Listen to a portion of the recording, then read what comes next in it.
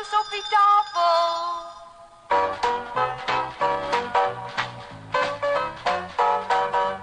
The makers of Epic Pure Sunflower Oil, Purine and Pret Cooking Fat, Yum Yum Peanut Butter, Maple Margarine and Niblets Cheese Twists present the Epic Casebook.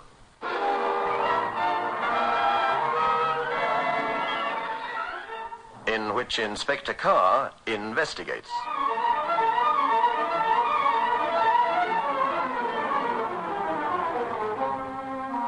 Good evening. Many months ago, you may remember, I welcomed the appointment of Robert Mark, now Sir Robert Mark, as Commissioner of Police for the metropolitan area. If you remember, I said that Mark, if I may call him that, would prove to be a new broom with steely bristles, as indeed he has. Sir Robert Mark did something unheard of in the annals of police work. He ended a long British tradition that the police always remain on the defence when criticised. For the first time in its history, the head of the largest police force in the United Kingdom went on television, and for 45 minutes argued forcefully against the tendency to think that every time a policeman gives evidence against an accused, he does so with one object in view, to secure a conviction, never mind what. Well, the shrill reaction Mark provoked, the chorus of indignation evoked from certain lawyers and others, the outraged newspaper editorials would have led one to believe that while there were a number of black sheep among the police force, you'd never find one amongst the legal fraternity. I wouldn't have mentioned any of this were it not for my story tonight, which concerns the murder of a one-time lawyer. Let me tell you about it. I've called my story Switch On for Death.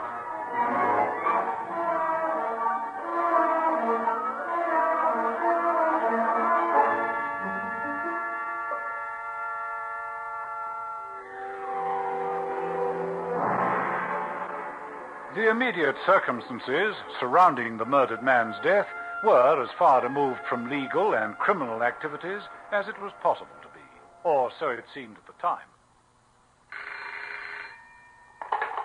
Carr? Operations here, Inspector. Yes, Ops. Calls just come through from the Toynbee mission in Whitechapel. Oh? One of their voluntary helpers, Mr. Charles Soames, has been found dead. The warden thinks it's murder. He dialed 999. Huh? He was found dead in a bath. It seems he was electrocuted. Electrocuted? You sure it was murder, not an accident? The warden seems to think it was murder. By the way, sir, he is a doctor. Dr. Ernest Tomlin. Thank you for your prompt response, Chief Inspector Carr. I feel, well, I've only known Soames for the last 8 months, and I feel his death a deep personal loss. Dr. Tomlin, are you sure it was murder? Well, Mr. Carr, if you come through to the ablution quarters, you'll see the justification for my suspicion. I haven't touched anything. I found it difficult to resist the temptation to have poor Soames's body lifted out of the bath water, but I realized that I would be impeding the police in their investigations. Shall we go through? Please. The mission is practically deserted at this time of night. There's no one here except my wife, myself, of course, and Sid Peabody is a very good chap. He's a caretaker, cleaner, jack of all trades, I suppose you'd call him. Now, here, yes. The ablutions are on the left. Now, take a look at that, Inspector. An electric heater in a bath full of water on a hot August night. Besides which, if you look at the body, your experience with the murder squad will tell you that the very expression on the man's face denotes that he has been electrocuted. There's no question of that. I see the switch is still on. Exactly. I understand it was you who came across the body of Soames in the bathwater and telephoned Scotland Yard. Yes, I did, Inspector. You know about our mission, of course. Yes, of course. Although this isn't the time to say it, I have a great deal of respect and admiration for the practical, non-sentimental help this mission gives to the poor and the underprivileged. Well, I'm glad you said that, Chief Inspector Carr. This tragedy isn't going to do the mission any good. Although the Toynbee mission was started on the monies left by a very great humanitarian as well as industrialist, our costs have risen enormously, and these days we depend a great deal on public subscriptions and donations. All right, sir. What's the story? Now it's 9:15, which means you telephoned the yard at about 5 or 10 to 9 this evening. Yes, I did. You know of our work. I mean, we take great pride in the way we rehabilitate ex-convicts, help them to come to terms with people from whom they've been shut off for such a long time. As you know, I myself am on the National Committee of the Prisoners' Aid Society, and that is how I met poor Soames. He was an ex-convict? Yes, he was. He was sentenced to 10 years hard labor, embezzling his clients' funds. He was a solicitor who tried to play the stock market, or whatever the phrase is. I see. Well, when did you meet him? Every week. As you know, I believe that most lawbreakers can be restored to society, given patience and understanding. No, I took Soames the odd book. I even played chess with him in his cell until he was transferred to Maidstone prison. Of course, that was outside my area. Pressure of work, hundreds of others needing help and sympathy. Well, I forgot all about him until... Remember me, Doctor? Yes, indeed I do. Come and sit down. Thank you. I don't want to be a nuisance, but you did send No need to explain. I'm glad you called. Now, what can I do for you? Well, I was released from Maidstone 2 days ago. Now you're looking for a job. Of course, you won't be able to go back to legal work now that you've been struck off. Which I deserve. Indeed. But for a man who's taken a degree in law and has a knowledge of Latin, speaks French and German, well, we'll get you something. But shouldn't you have applied to the Prisoner's Aid? I've not come here to ask you to get me a job. Not any job, that is. I'd like to work here. Here? At the Toynbee Mission? Yes, here. I know you won't be able to pay very much. All I want is a bed. I'm awfully sorry, but really that's quite impossible. You see, the Toynbee Mission was created to meet the needs of poor, working-class people, conscious that there's more to life than filling one's belly or drinking oneself into a stupor. Our helpers are students and tutors who give of their free time to lecture or teach. All our help is voluntary, except Sidney Peabody, who acts as a janitor, night watchman, head cook, and bottle washer. All the work is done voluntarily. Besides, hardly anyone in Whitechapel attending the mission has to go a long way before they can attempt the mysteries of law. I wasn't thinking of teaching them law, but helping them. 50% of those who go into jail do so because they don't understand the law. Forgive me, Dr. Tomlin. What's the good of teaching these people the glories of classical music or the finer points of English literature when they need to be told how to guard themselves against people like I used to be? If you open a free advice bureau, free legal advice, I'd be allowed to run it because I'm not pretending to be a solicitor, although you and I know that I'm as well versed in the finer points of law as most. That's a practical way to help the poor and the downtrodden. Yes, I agree with you. One can only do what one can. We just haven't got the money for that sort of thing. If you find me a bed here on the mission, that's all I want. A bed and a room. No food, just that. Yes, but how will you live? Leave that to me. I've had my lesson. I won't do anything crooked. I promise you. Now, that happened 8 months ago. And if ever a man proved himself, it was Soames. He obtained employment at Potter's, that's the bookseller's. I see, thank you. Now, it's quite obvious that someone threw the electric heater into the water, thereby electrocuting the man. Who? Who was here tonight who would be in a position to do this? I can't understand it. I was downstairs here alone. You came across the dead man at 10 to 9 this evening.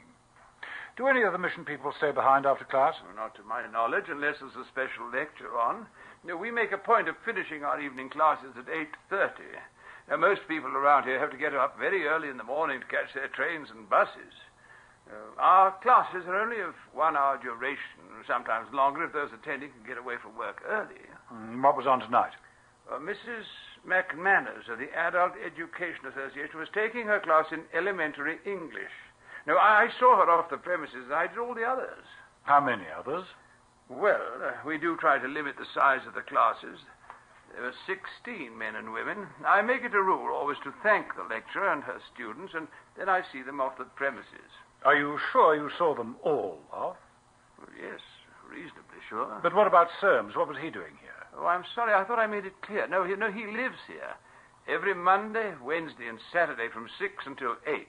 He dispenses free legal advice to anyone who wants it. Yeah, but this is Friday. Yes, I know.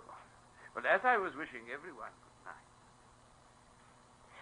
Good night, Dr. Tomlin. A most rewarding session. I'm sure everyone will agree. Good night, Thank Mrs. you McManus. so much. Good night. Good night, Mr. Levy.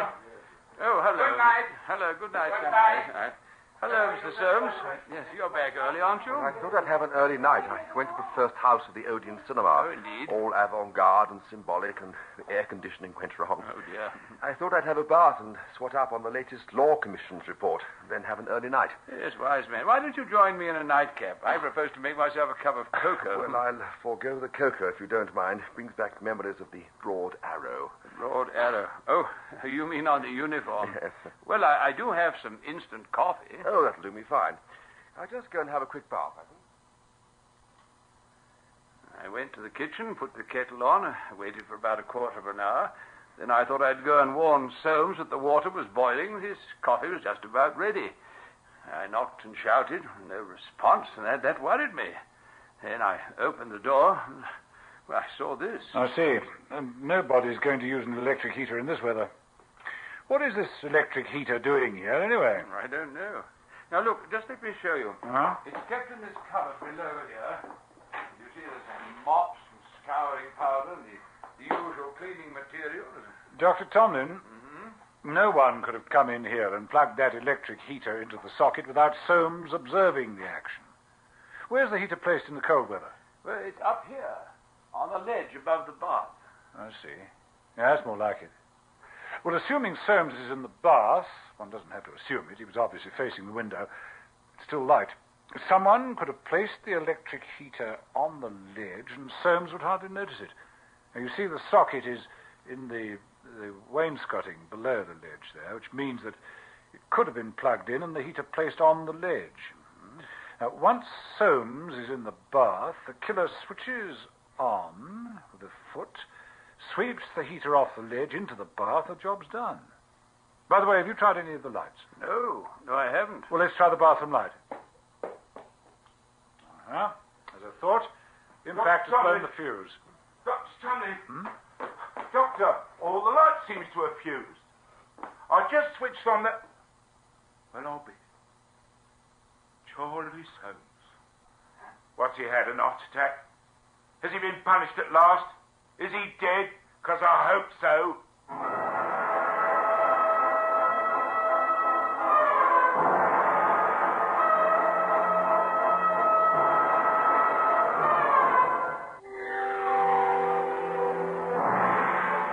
Sidney Peabody proved to be a large, heavily built man in his late 50s. There was no mistaking the bitter hatred and loathing as he gazed down at the naked corpse. Sidney. Sorry, Doctor. I shouldn't have let myself go like that. Was he taken bad? He's been murdered, Mr. Peabody. This is Chief Inspector Carr. I telephoned the police. Murdered? Where have you been the last hour, Mr. Peabody? What? Walking. I took a walk up Whitechapel Road and stopped at Ivy Lane to hear the speaker. Then I came back here. I went into the kitchen to make myself a cup of tea and the electricity wouldn't work. Well, I tried the light switch and that wouldn't come on. Look, I'm sorry about what I said. But Dr. Tomlin knows how I felt about Charles Soames. What did you feel about Charles Soames? That he ought to die, be electrocuted? I own the Duchess of York on the corner of St. Paul's Road. Charles Soames was my lawyer. He organised the sale of the property. It was going to be my pension. I was going to live on the proceeds. Then he does a bunk. What happens to me? I become destitute. I don't know what I've done if it hadn't been for Dr. Tomlin here. Well, I'll get you to make a full statement later, Mr. Peabody. Dr. Tomlin, I'd like to phone the yard, arrange for the body to be removed. Our own senior police surgeon will take a look at it.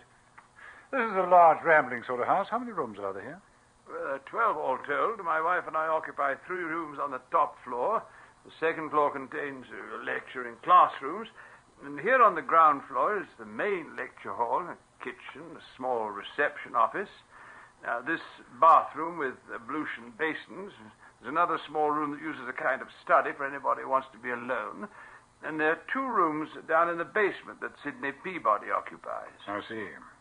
I take it you've got your own toilet facilities on the top floor. Yes, we've got a self-contained flat. And you, Mr. Peabody? Oh, I've got a small sitting room and a bedroom, but I used this bathroom. And did you attempt to use this bathroom within the last hour? I told you I wasn't here. I didn't do it. Now, please, Sidney, don't raise your voice. You're waking my wife.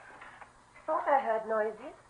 What's the matter? What are you all doing in the Now, bathroom? please, now, don't come in, please, my dear. Let's go. What's happened? Who's in the bathroom? Why are you all looking so strange? Someone tried to commit suicide or something? Well, please say something. Well, I was hoping to have the... Oh, dear. How am I going to tell you? Mrs. Tomlin, my name is Chief Inspector Carr, New Scotland Yard. I'm here because your husband telephoned for assistance.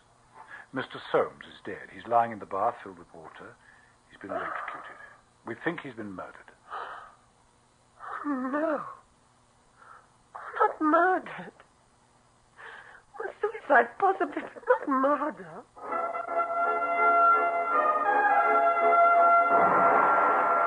She was about 30 years of age. A loosely wrapped dressing gown and a total absence of makeup seemed to enhance rather than diminish the woman's undoubted attractiveness.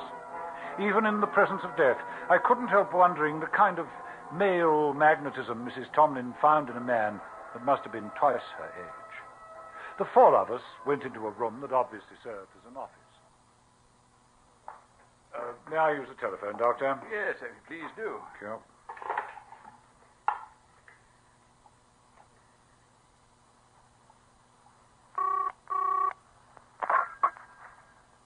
Operations? Carr here, Ops. There's no doubt about the man being murdered. Charles Soames, released from jail 8 months ago. I want X-Branch to give me a complete picture of what he was doing, who he was seeing, pick up all the local gossip they can find. They needn't bother about his voluntary legal aid work. I've got all that from Dr. Tomlin. He stayed here at the mission. I also want the body removed for Dr. McPherson to look at. Very good, sir. Look, I'm sorry to have to do this, but it's all part of the routine. I want a complete rundown on the Toynbee mission, on Dr. and Mrs. Tomlin, and a Mr. Sidney Peabody. Have you got that? Aye, sir. The man was murdered at approximately 8:30, say a quarter of an hour each way. I want to know if anything unusual occurred anywhere near the Toynbee mission. And tell Whitechapel I'll be very grateful for all the help they can give. Very good, sir. I'm sorry about that. You must realize that the method used to electrocute Soames and the place where he was killed makes the three of you suspect. Oh, but this is nonsense. Anyone could come into this house. My dear husband is far too trusting. You know that in the summer months not a door is locked, not a window. I mean, anybody could come in. What is there to steal? I've not overlooked the fact that the ablution quarters are less than 10 feet from the front door. Well, that's it, sir. The door was always kept wide open. Somebody could have seen Charlie Soames walking into the bathroom. Could be, but unlikely. Then who do you think? Forgive me, could Doctor, I'm not possibly have thinking anything at the moment. I'm gathering as many facts and impressions as I can. In the first place, I noticed that Soames's jacket, shirt, trousers, etc. were hanging on a hook in the bathroom. His shoes and socks were there. Now, what I'm trying to say is that the unfortunate man need not have gone into the ablution wing to take a bath. To an observer, he could have gone to wash his hands. Besides, that electric heater... You did say it was stored in the cupboard during the hot weather. Yes, it is. Sidney will bear witness to that. He's in charge of these things.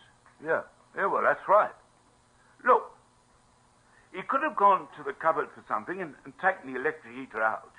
And then he could have slipped in the bath. Oh, he committed suicide. You know how depressed he's been, Ernest. Yes, indeed. He has been very depressed. There was something very much on his mind the last few days.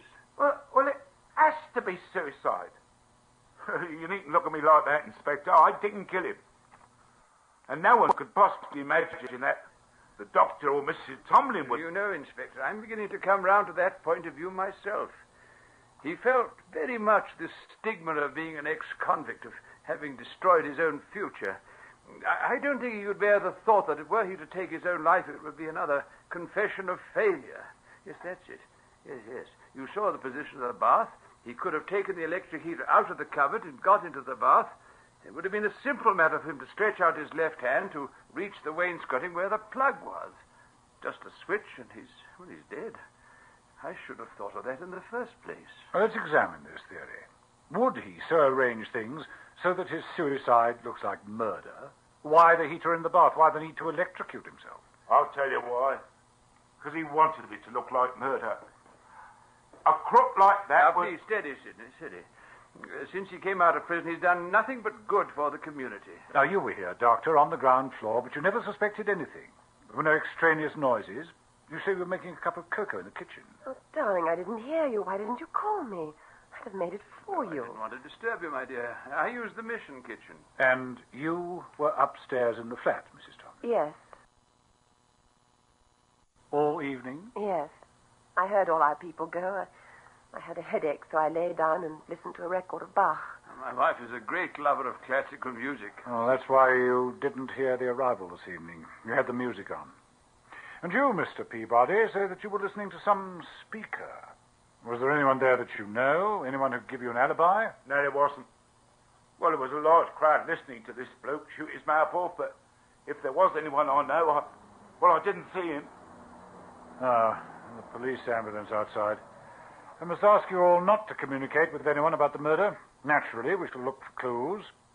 Your mission house will be overrun with plainclothesmen, I fear, Doctor.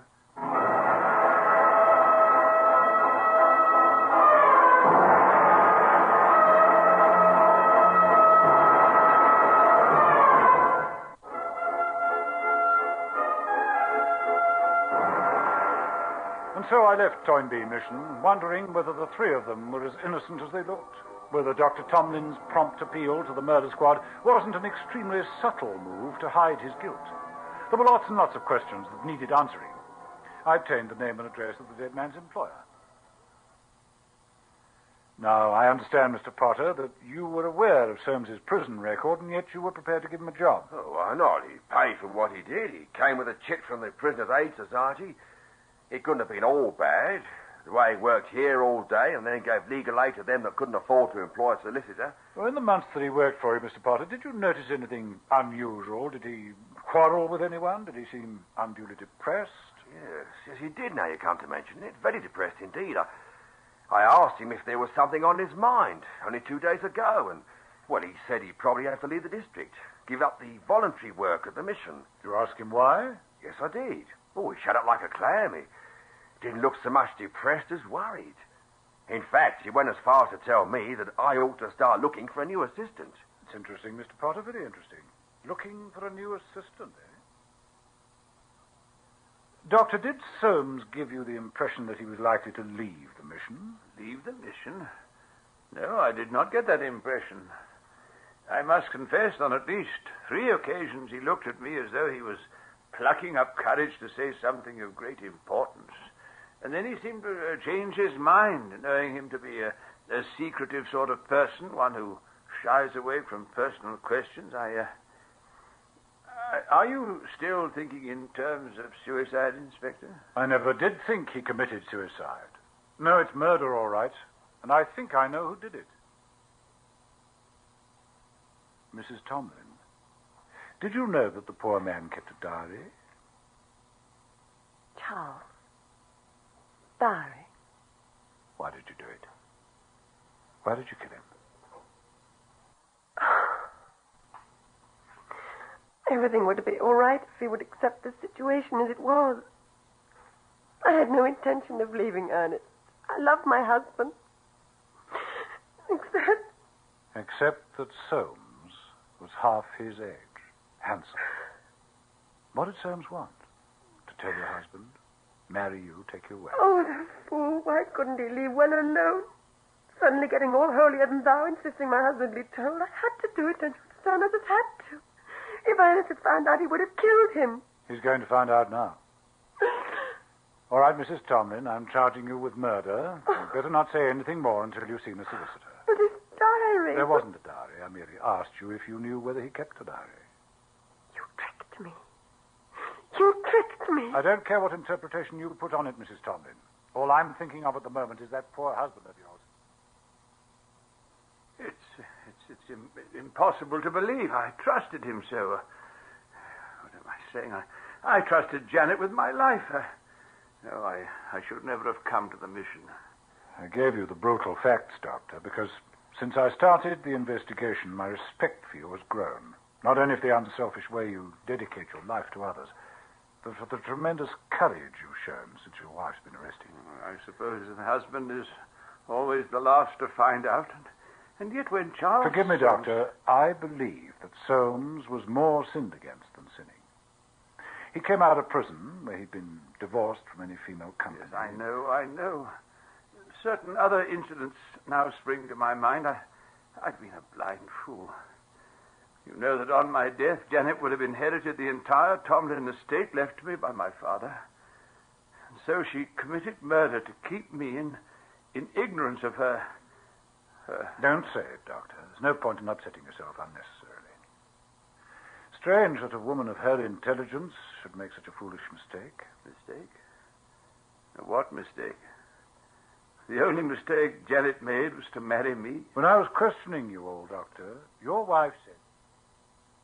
Well, what was it? What was it that Mrs. Soames said which was to reveal her guilt?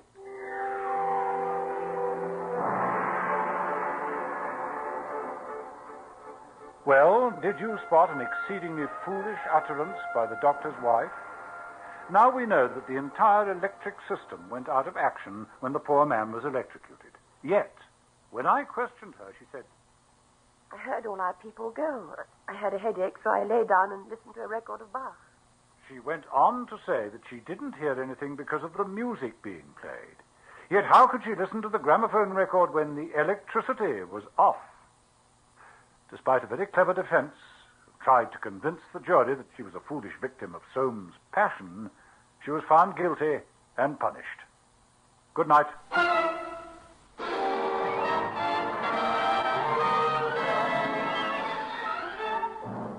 The Epic Casebook was produced by Michael Silver for the makers of Epic Pure Sunflower Oil, Maple Margarine, Yum Yum Peanut Butter, and Niblets Cheese Twists, with Hugh Rouse as Inspector Carr. Listen again next Thursday night at 9:30 to another exciting story from our Epic Casebook.